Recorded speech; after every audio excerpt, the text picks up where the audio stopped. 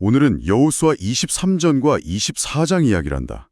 드디어 이스라엘 백성들의 치열했던 그 가나안 정복 전쟁이라는 거대한 폭풍이 다 지나가고 마침내 아주 평화로운 안정이 찾아온 시점이지. 와, 드디어 평화가 온 거네요. 매일매일 싸우느라 진짜 힘들었을 텐데 이제 다들 발 뻗고 푹 쉴 수 있었겠어요. 그렇지. 백성들은 드디어 분배받은 각자의 땅에서 평안을 누리고 있었어. 그런데 그 젊고 용감하게 앞장서서 적들을 물리치던 카리스마 넘치는 지도자 여호수아 할아버지가 어느새 나이가 아주 많아졌단다. 이제 자신이 하늘나라로 갈 날이 얼마 남지 않았다는 걸 직감한 거지. 아, 영원히 살 것 같던 영웅도 나이가 드는군요. 뭔가 슬퍼지려고 해요. 그래서 노년의 여호수아는 눈을 감기 전에 이스라엘의 모든 지도자들을 한자리에 다 불러 모았단다.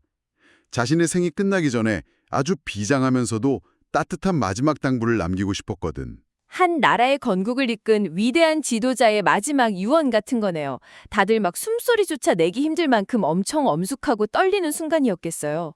할아버지, 여호수아 할아버지는 그 자리에서 어떤 말씀을 하셨나요? 그냥 이제 전쟁 끝났으니까 다들 푹 쉬어나 뭐 이렇게 끝나진 않았을 것 같아요. 당연하지. 여호수아는 아주 부드럽지만 뼛속까지 울리는 힘있는 목소리로 이렇게 입을 열었어.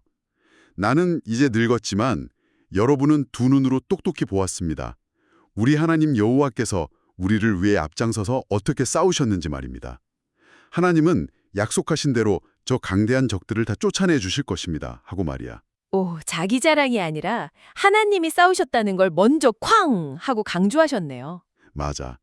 그렇게 그들이 지나온 기적의 역사를 회상하게 한 뒤에 모세의 율법책에 적힌 말씀을 하나도 빠짐없이 지키고 왼쪽으로나 오른쪽으로 절대 치우치지 말라고 아주 신신당부를 했지.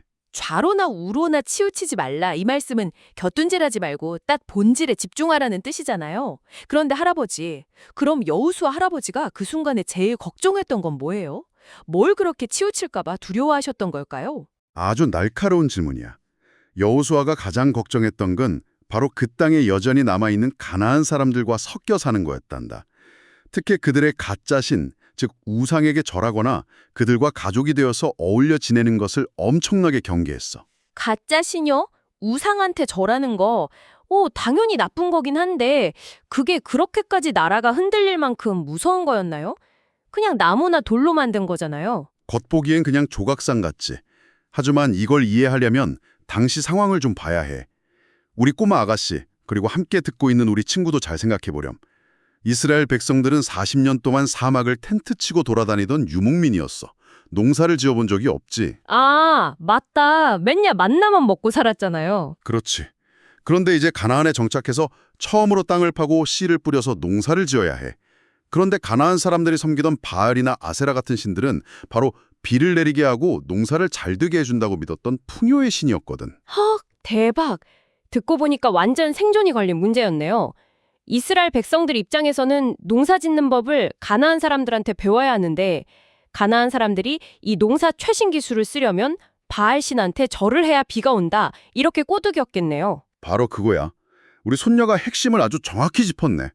그건 그냥 종교를 바꾸는 문제가 아니라 그 지역의 경제 시스템에 편입해서 잘 먹고 잘 살기 위한 엄청나게 달콤한 유혹이었던 거야. 당장 비가 안 오면 굶어 죽을 판이니까 겉보기에는 아주 합리적인 선택처럼 보였겠지. 와, 겉으로는 경제활동이나 생존을 위한 타협처럼 보이니까 죄책감도 별로 없이 스르륵 넘어갈 수 있었겠어요. 진짜 무서운데요? 그래서 여호수아가 그걸 덫이라고 불렀던 거야. 처음에는 달콤해 보이고 합리적으로 보이지. 하지만 한 발짝 다가가서 어울리다 보면 어느새 찰컥 하고 영혼을 올가매는 무서운 덫과 가시가 되어버리는 거란다. 철컥. 와, 상상만 해도 소름 돋아요. 여호수아는 이스라엘 백성들이 만약 그 가짜 신들의 덫에 빠지게 되면 하나님이 은혜로 주신 이 아름다운 땅에서 결국 쫓겨나고 완전히 멸망할 것이라고 아주 서늘하게 경고했단다. 축복해 주시랬다는 약속이 진짜로 이루어진 것처럼 쫓아내겠다는 무서운 경고도 한치의 오차 없이 이루어질 거란 뜻이네요.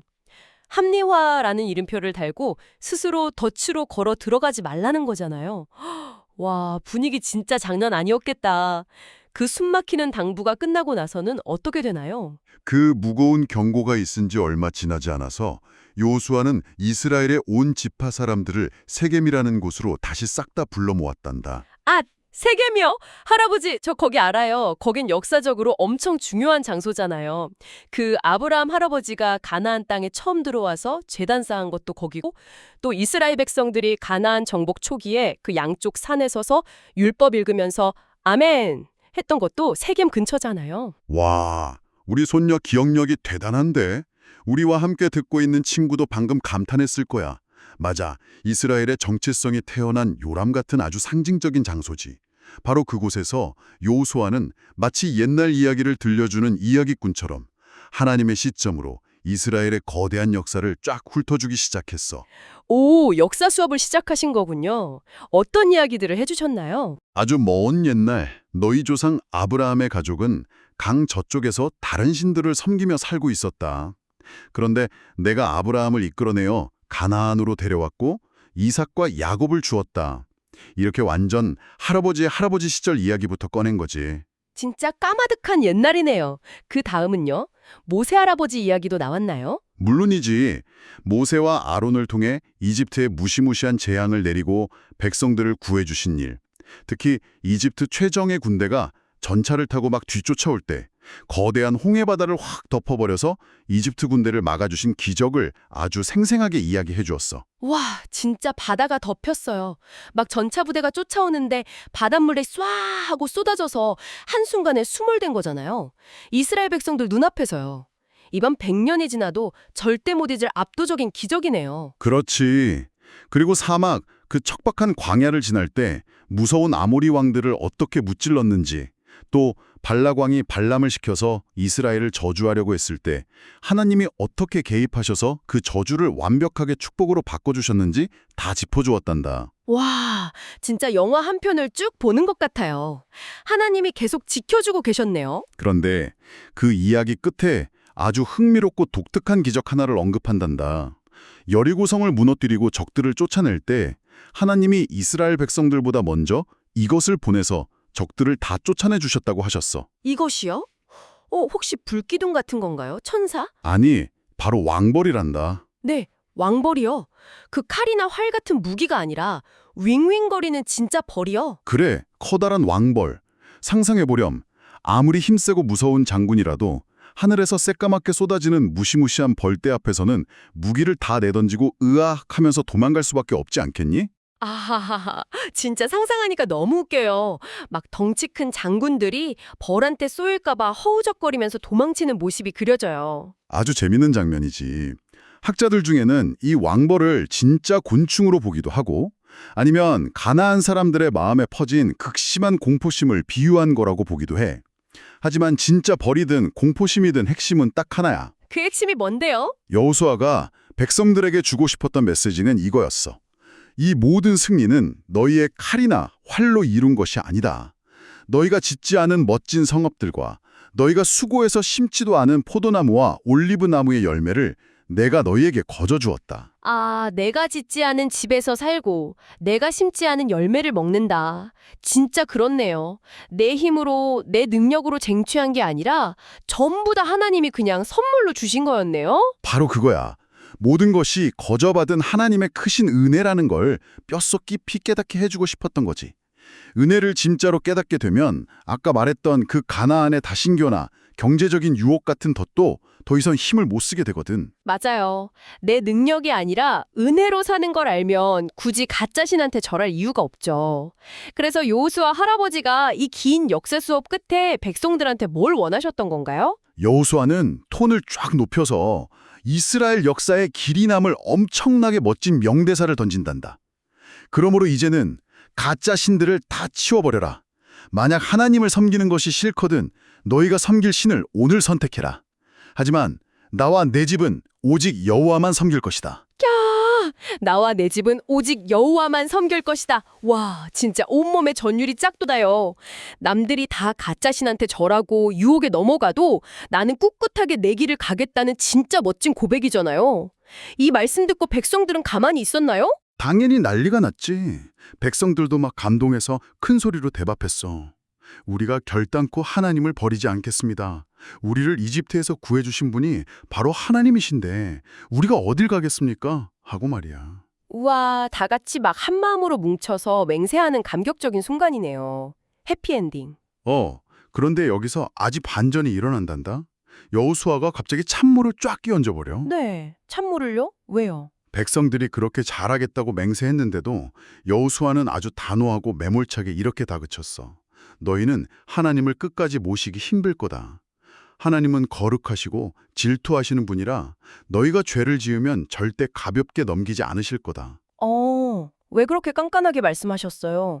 백성들이 이제 잘하겠다고 하면 그냥 오고 잘한다 칭찬해 주시면 되잖아요. 우리 손녀는 그게 좀 서운했구나. 함께 듣는 친구도 놀랐을 텐데 이건 일종의 벼랑 끝 밀당이었어. 밀당이요? 그래, 지금 백성들은 방금 들은 기적 이야기 때문에 기분에 잔뜩 취해 있잖아.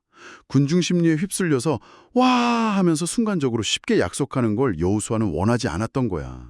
아, 빈말이나 감정적인 호기로 하는 약속을 경계하신 거군요. 그렇지.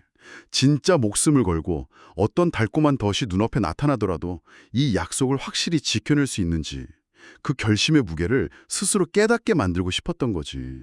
진짜 100%의 진심을 원했던 거란다. 그렇게 깐깐하게 다그치니까 백성들도 흠칫 놀랐지만 오히려 정신이 번쩍 들었겠네요. 그래서 백성들은 도망갔나요? 아니면 물러서지 않았나요? 드디어 백성들은 물러서지 않았어.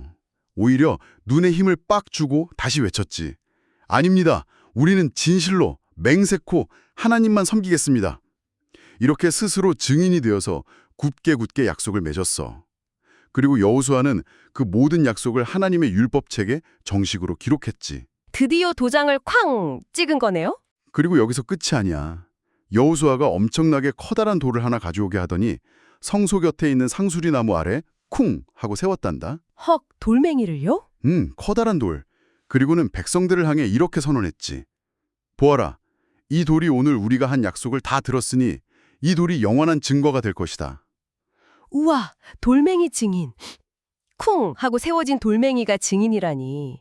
돌한테 기가 있는 건 아니지만 시각적으로 엄청난 기념비가 됐겠어요. 나중에 농사 짓다가 가나안 사람들 유혹에 넘어가려고 할 때마다 저 멀리 서 있는 그 무거운 돌을 보면서 하차, 내가 저 돌 앞에서 목숨 걸고 약속했지 하고 정신을 차렸겠어요. 우리 똑똑한 손녀, 오늘 비유가 아주 기가 막히는구나. 맞아, 그 돌은 그들의 선택이 얼마나 무겁고 확고했는지를 매일 일깨워주는 침묵의 목격자였던 셈이지. 그렇게 세겜에서의 역사적인 대집회를 마친 뒤에 백성들은 각자 자기 집으로 평안하게 돌아갔어. 와, 진짜 엄청난 하루였겠어요. 그리고 이 모든 위대한 사명을 다 마친 뒤에 평생을 헌신했던 이스라엘의 지도자 여호수아는 무려 110세의 나이로 아주 평안하게 하늘나라로 떠난단다. 할아버지, 110세라니까 갑자기 생각난 게 있어요. 뭔데 그렇게 눈이 커졌니? 옛날 창세기 마지막에 이집트에서 죽어가던 요셉 할아버지 나이도 110세였잖아요. 그때 요셉 할아버지가 나중에 꼭 자기 뼈를 약속의 땅에 묻어달라고 예언했었는데, 헉? 그럼 그 요셉의 뼈는 어떻게 됐어요? 무려 40년 넘게 사막에서 안고 다녔잖아요. 허하! 우리 꼬마 아가씨의 역사적 지식이 오늘 완전히 빛을 발하는구나. 함께 듣고 있는 우리 친구도 박수를 치고 있을 거야. 맞아. 여호수아의 죽음 바로 다음 기록이 뭔지 아니? 바로 그 요셉의 뼈도 마침내 이 세겜 땅에 아주 편안하게 묻혔다는 이야기란다. 와, 수백 년 전에 그 유언이 마침내 이루어진 거네요. 진짜 감동이에요. 거기에다가 아론의 아들이었던 대제사장 엘르아살도 평안히 눈을 감으면서 치열하고도 눈부셨던 여호수아의 시대가 이렇게 웅장하고 따뜻하게 끝을 맺는단다. 치열한 정복으로 시작해서 거저받은 은혜를 깨닫고 흔들리지 않겠다는 돌멩이 증인을 세우고 마지막엔 평안한 안식으로 끝나는 진짜 완벽한 한 편의 영화 같아요. 그렇지. 오늘 이 이야기를 나누면서 우리 손녀도 그리고 이 대화를 함께 듣고 있는 우리 청취자 친구도 깊은 울림을 느꼈을 거라 생각한단다. 우리가 지금 누리고 있는 모든 것들이 사실 내가 잘나서가 아니라 거저받은 하나님의 은혜라는 걸 잊지 않았으면 좋겠어. 맞아요. 은혜를 기억하면 유혹이라는 덫도 이겨낼 수 있을 거예요. 그런데 말이야, 여호수아 시대의 사람들은 여호수아나 장로들처럼 기적을 직접 눈으로 본 훌륭한 어른들이 살아있는 동안에는 하나님을 아주 잘 섬겼다고 성경에 기록되어 있거든. 훌륭한 리더들이 눈을 부릅뜨고 이끌어주니까 든든했겠네요. 하지만 여기서 우리는 아주 무겁고 예리한 질문 하나를 마주하게 된단다. 꼴꺽? 무슨 질문이요? 만약 우리 곁에 그렇게 훌륭하게 이끌어주던 지도자나 어른이 당장 보이지 않는다면 우리는 과연 스스로 나와 내 집은 여호와만 섬기겠다고 선언했던 그 돌 앞에서의 약속을 혼자서도 끝까지 지켜낼 수 있을까? 아, 결국 누군가에게 기대는 게 아니라 나 스스로 책임을 져야 하는 거군요. 그렇단다. 이 질문을 오늘 세 번째 손님으로 함께한 당신에게도 꼭 던지고 싶습니다. 아무도 당신의 믿음과 약속을 지켜보지 않는 고독한 일상 속에서 당신은 합리화라는 달콤한 덫을 피해 끝까지 그 약속을 지켜낼 수 있을까요? 당신의 마음속 깊은 곳에는 지금 어떤 거대한 증거의 돌이 세워져 있습니까? 저도 오늘 밤엔 제 마음속에 아주 커다란 돌멩이 하나를 쿵 하고 세울래요. 저도 꼭 지켜낼 거라고 약속할 거예요. 어허, 아주 든든하구나. 우리 손녀도 그리고 함께 해준 우리 친구도 오늘 마음속에 단단한 돌멩이 하나씩 잘 세웠기를 바라며 오늘 우리의 깊은 이야기는 여기서 평안하게 마침표를 찍도록 하마. 모두들 평안한 시간 보내렴.